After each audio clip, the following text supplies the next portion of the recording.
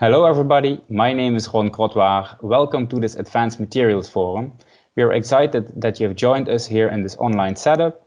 Due to the coronavirus travel restrictions, we have decided to do this online and to keep our people as safe and healthy as possible. If you have any questions, feel free to ask them in the chat online, and I will try to answer them directly after the session. First, please let me introduce myself. My background is mechanical engineering. I studied at the university in Eindhoven, and I've been active for DSM since 1999. I've been active in the field of design engineering, CAE simulations, application development, and right now I'm focusing on market development for metal replacement. Looking at the content of this session, first I would like to highlight the take-home messages. Then I would like to show you the details on why to replace metal with plastics. I will also show you the solution directions and which material to take. Then I will highlight the DSM's class-leading portfolio, and I will go into the support that DSM can provide you during a project. As take-home messages, it would be great if you could pick up the following points. So first, plastics generally have lower mechanical properties than metal, but still in the end, it is possible to make higher performing parts out of it. The material choice depends on balancing the application environment, the long-term performance, and the cost requirements. DSM has an extensive portfolio of best-in-class PPA, PPS, and PA46, and with these materials, you're opening up a new field of metal replacement opportunities. And DSM has already many years of experience in replacing metal, and with this experience and application know-how, we are supporting our customers with tailored materials. So why replace metal with plastics? Three very important aspects are cost reduction, sustainability, and design freedom. Regarding cost reductions, the metal can be more expensive than the plastic as such. So a metal solution can be more expensive than a plastic solution. The lower total cost of ownership. So that means if you have a lower weight of your part, for example, you can also link to lower fuel emissions, higher load carrying capacity of your trucks, and to reduce CO2 penalties, for example. You can also, with plastics, skip many of the secondary operations. So things like milling and coating are not necessary anymore. And when looking at sustainability, the processing of a plastic is less energy consuming than the processing of a metal. And also in case of metal stamping, for example, you might have a lot more losses, material losses than with plastics. You have about 30 to 40% weight reduction potential if you work with plastics. And this weight reduction leads to the lower emissions, as just already mentioned.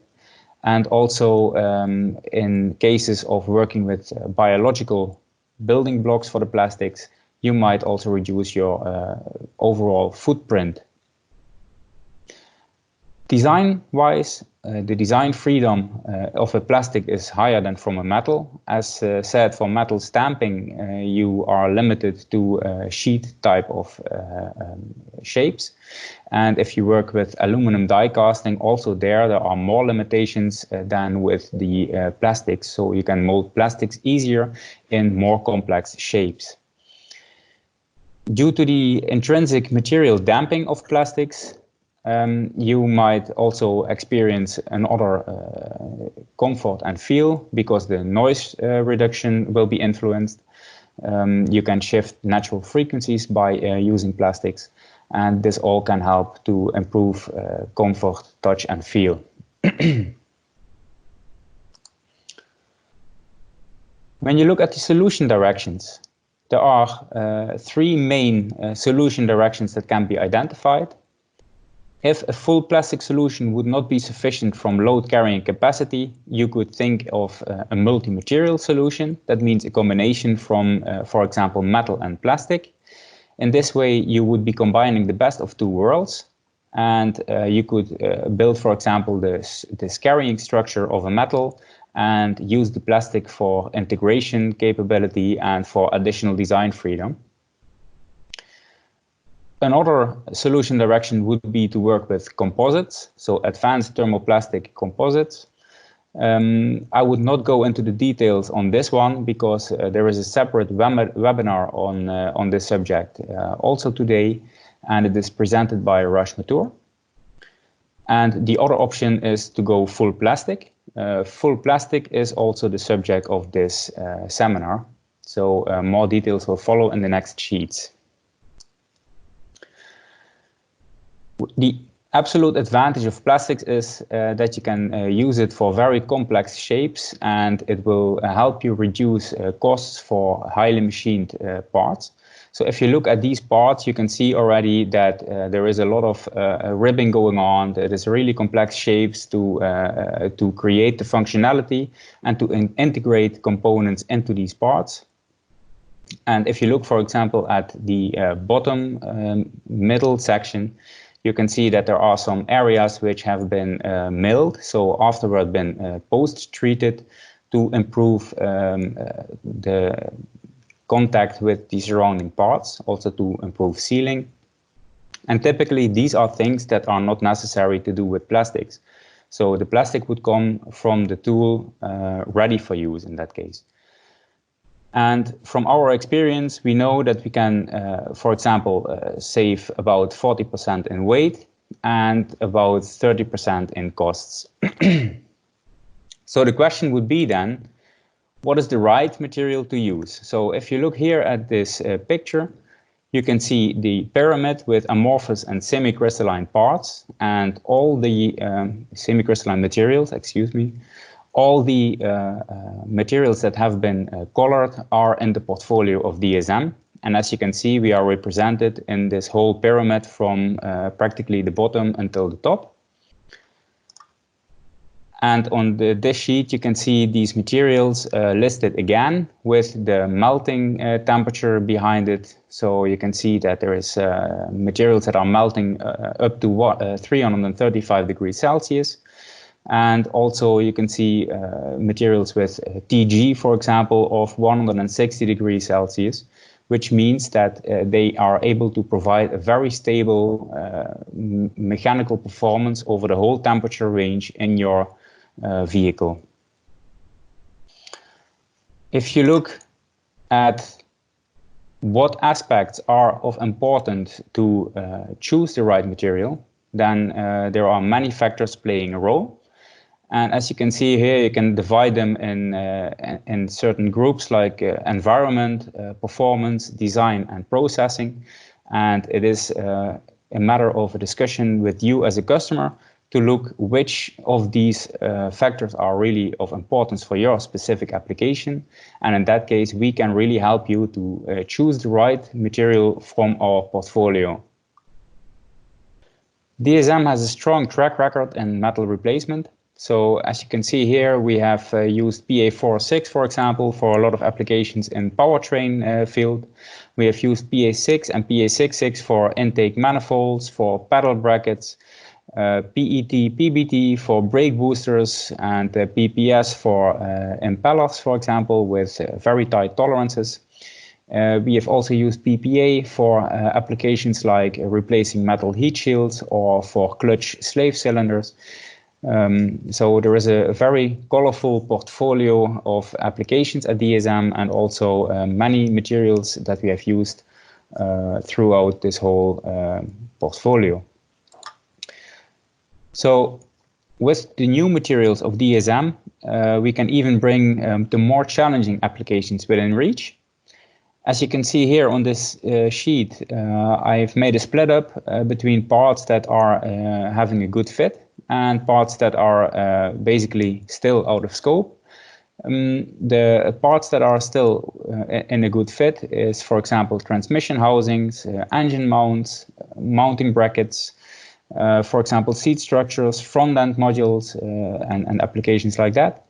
And if you look at what is still out of scope, I would say the applications that really need high energy absorption, so that are really in the crash zone of a vehicle's structure, These require so much energy absorption that you need a high elongation at break, and that means longitudinals, front and rear, the bumper beam, crash box. These are typically applications that would still require metals.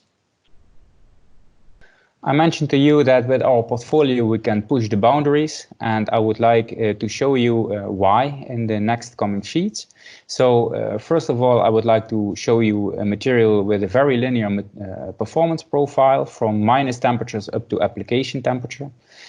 You can see here the 40ACE material. It's in this case I highlighted the 40ACE MX53. It's our 50% glass fiber PPA, so PA4T material. You can see the DMTA curve at the right upper side, and as you can see, it is a very stable curve from minus temperatures completely up to the application temperature in your vehicle. And that means it is very predictable also in its behavior over the whole temperature range. Furthermore, very important is chemical resistance in the automotive environment.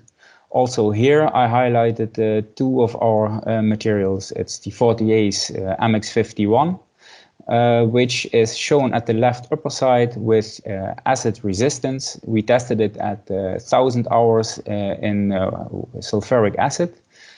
At 100 degrees Celsius, and it still has about 87% of retention of properties, which is very close to, for example, a PEEK material, which is, well, price-wise, of course, in a completely different field, but the 40ACE comes very close, opening up also here new boundaries. Also for transmission oil resistance, you can see that in the center picture at the bottom. You can see that the curves really keep up at a very high level. Also here it's shown the 40ACE material in transmission oil at 150 degrees Celsius for 1000 hours. And the picture at the right upper side, I'm showing you the PPS material of DSM, which is called Xytron. The yellow curve is our Xytron G4024T, and the blue curve is our special hydrolysis resistant grade called G4080HR. As you can see here, we have 10,000 hours of exposure at 135 degrees Celsius water glycol, and it is really very, very stable. So also here, it opens up new opportunities in the field of cooling applications, thermal management applications, and it is also compared in this picture with the competitor PPS, which is the light blue curve in the bottom side of the picture. Then, of course, applications are not always running in a dry environment. So the automotive environment generally means there is a lot of moisture going on. And yes, of course, parts will partially dry back when they heat up. But our experience has shown that over lifetime of an application, lifetime of a car, the conditioned properties will kick in. So actually the part is exposed way longer at 23 degrees Celsius, 50% relative humidity than at the 150 degrees Celsius higher temperature, for example. So over the time, it is illustrated in the picture at the right upper side. Over the time, it will cycle itself into an almost equilibrium condition. And for this equilibrium environment at high temperature, our Stanel is the absolute front runner. You can see also how the ranking in a dry environment would be. You can see that at the left upper side. And for a conditioned environment, you can see that the Stanel has the best performance regarding fatigue compared to conditioned properties. Then if you look at fatigue as such, fatigue is very important for structural parts, for example, that are loaded on continuous cyclic loads. Here also the Stanel is a very good option. Stanel TW241F10, which is our PA46 with 50% glass fibers. And also the 40ACE is keeping up very, very well here. So they are really offsetting themselves against a competitor PPA, which is the lower curve in this graph. So also here you're opening up new possibilities for structural parts and metal replacement. What also is very important when replacing metal with plastic is to look at the Weldline strength. In the right picture shown on this sheet, you can see the Weldline. It's exaggerated, of course, so it's actually a short shot, but it illustrates very well what a Weldline is. The area where two flow fronts come together, and when replacing metal in a part, you will see that weld lines are not always to be avoided. So, for example, behind bolt holes, which is an area where it's highly loaded, you cannot really influence that there will be a weld line.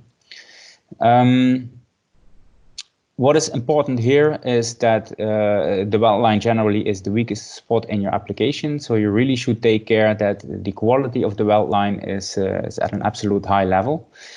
And specifically here, I would like to highlight the Stanel, because the Stanel probably has not the absolute highest weld line strength as what you can see in this list, but in the end is more easy to achieve in practical situations. So if you look at PPS materials, PPAs, they are quite sensitive to having the right settings for injection molding, having the good venting in the tool,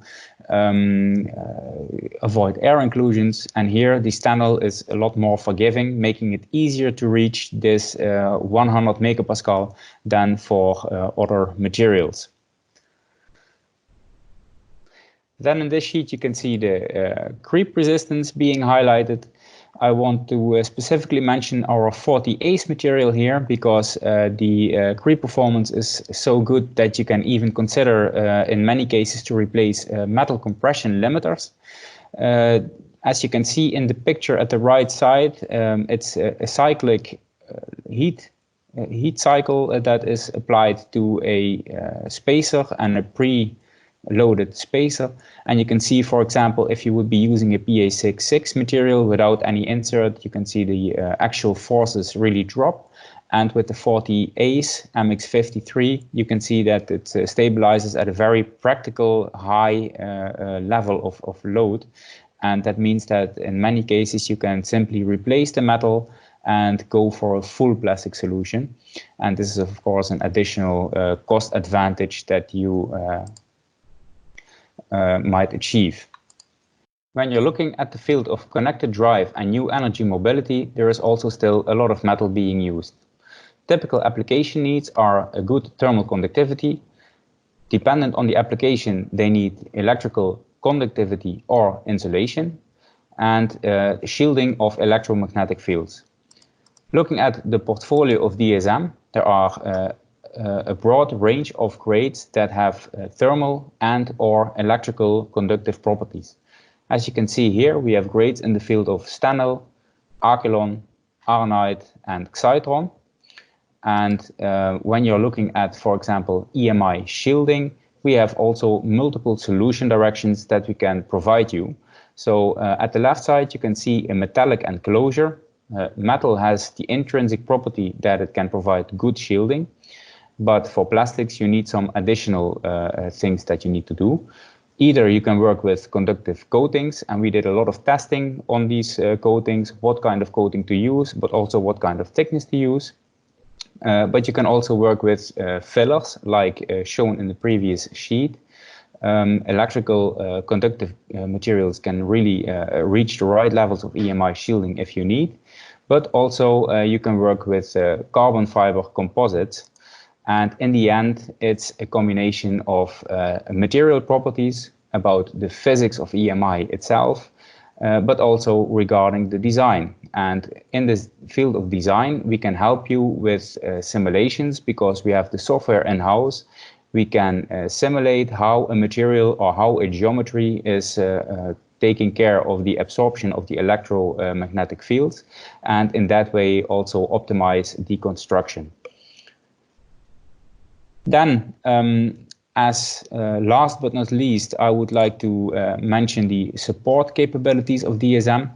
So we have a plastics finder online. So that means we have a material database online in which you can find all our grades with all the data sheets, all the safety data sheets, all the injection molding recommendations and everything you need. In case you have any questions, you can also directly link from there with one of our technical experts, and you will get answers to your question very quickly. Furthermore, I already mentioned we have a very profound knowledge about the material, about the design of applications, and about processing of the materials. We have our own research and development facilities. So as you can see here, we have a competence center in Geleen. It's a very modern building with all our disciplines combined into one building. So we have chemists, we have the CAE department, application engineers, and we even have the possibility to make prototypes there. So this is what I would like to show you. That brings me again to the take-home messages. I showed you earlier in this presentation that plastics can lead to higher part performance even when they have lower mechanical properties than metal. The material choice is dependent from the balance between application environment, long-term performance and cost requirements. The portfolio of DSM I've highlighted with the class-leading PPAs, PPS and PA46 materials. And I've shown you the experience that DSM has already for many, many years in replacing metal, and also the possibility to provide you with CAE support and all other support that you need in a project. So I hope this was interesting for you to watch. Please let me know if there are any additional questions. I would like to answer them as soon as possible after the session. And then for now, I would like to thank you for your attention and say goodbye.